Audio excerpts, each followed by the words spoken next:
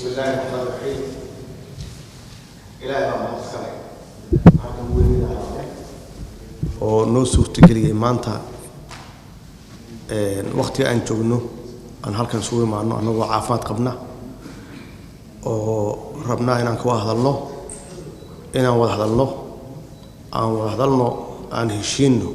iyo ku dambaysaa marka labaad waxaa mahad iska leh madaxweynaha Jabuuti ee walaalkeena Ismaaciil Cumar Geelle oo marna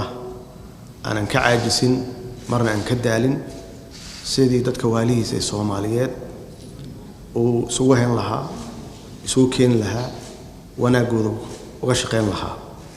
waxaan mahad celinayaa walaalkii Muuse Biixi oo isaguna sameeyay geesinimo iyo wafdigiisa oo suurtageliyay inaan halkan isugu imaano waxaan mahad celinayaa safiirka Mareykanka ee Soomaaliya u fadhiya iyo kan EU-da matalaya waxaan mahad celinayaa wafdigii la socda ugu horeeyay gudoomiyaha baarlamaanka iyo wasaaraha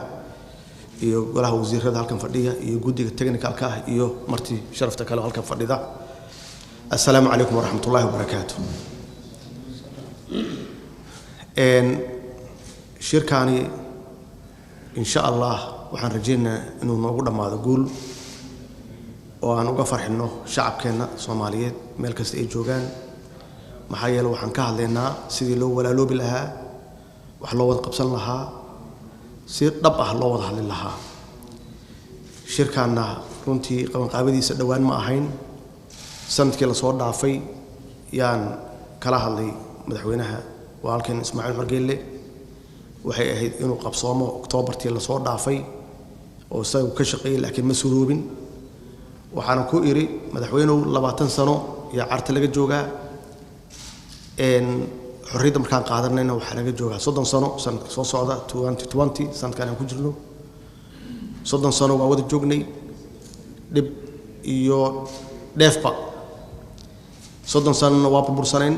oo adduunkan ugu liidanay meel xun yaan naalay caruurteena waxay ahayn caruurta ugu fursad xun ama ugu mustaqbalka xun caalamka adduunka wax walba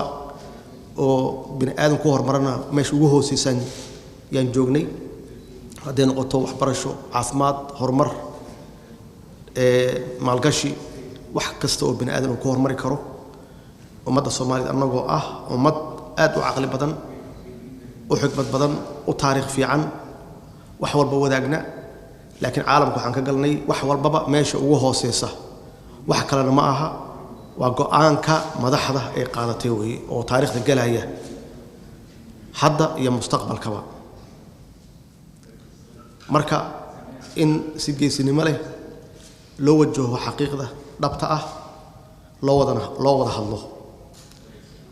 walaalkay Ismaaciil Cumar Geelle waa ka dhabeeyay inaan ka wada hadalno 30 sano soo socda xagee tageynaa 30 sano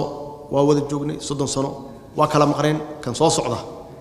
caruurteena maxaan uga tagnaa dhaxal iyo mustaqbal weeye waxa guddigan loo sameeyay marka la wada hadlo oo la wada fariisto oo la heshiiyo go'aan la qaato waxa la rabaa go'aankaas iyo heshiiskaas ciddii